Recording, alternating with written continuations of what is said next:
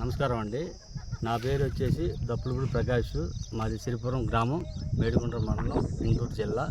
నేను 1 ఎకరం ఎనిస్టా కంపెనీ నుండి 1 ఎకరం భీష్మ విత్తనం వేసాను. ఇప్పటికి ఎకరానికి వచ్చేసి 37 క్వింటాలు దిగుబడి తీశాను. ఇంకా ఉండకాయ వచ్చేసి ఇంకొక 20 క్వింటాలు పైనే రావచ్చు అని నేను అనుకుంటున్నాను. రెండో తంతి వచ్చి బాగా మళ్ళీ కాపు బాగా దిగుబడి వచ్చే సూచనలుగా నాకు కనపడుతున్నాయి. బాగా ఇవాళ తారీఖు ఎంత? ఇవాళ తారీఖు 25 అండి. నెల ఏప్రిల్ నెల 25 అండి. 26వ సంవత్సరం 2026వ సంవత్సరం. మళ్ళీ ఈ కోత వచ్చేసి మే నెలలో కోస్తానండి. మే నెల 10-15 తారీఖులో కోత మొదలు పెడతాను.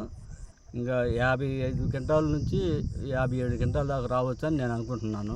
నీకు దీంట్లో వైరస్ కానీ నల్లి కానీ ఏమైనా ఉందా? అసలు దీనిలో నల్లి కానీ బొబ్బరి కానీ ఏది ఇంతవరకు నాకు ఏది అనిపించలేదు. బాగా విత్తనం మాత్రం మంచి విత్తనం ఎంచుకున్నాను. ఈ సంవత్సరం బాగా దిగుబడి బాగా వచ్చింది.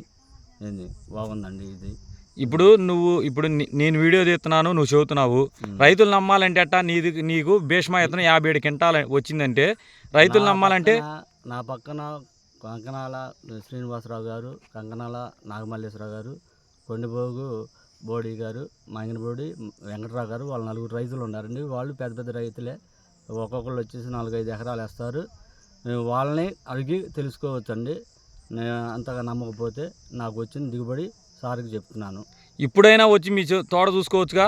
చూసుకోవచ్చు అండి. ఇప్పుడైనా చూసుకోవచ్చు కాయలు. నేను ఇప్పటి నుంచి కూడా ఇంకా 20-25 క్వింటాలు వచ్చే విధంగా ఉన్నాయని నేను అనుకుంటున్నానండి. ఇప్పటికి 37 క్వింటాలు అయినా కానీ ఇప్పుడు కూడా కొయ్యింది తోటలాగే ఉంది.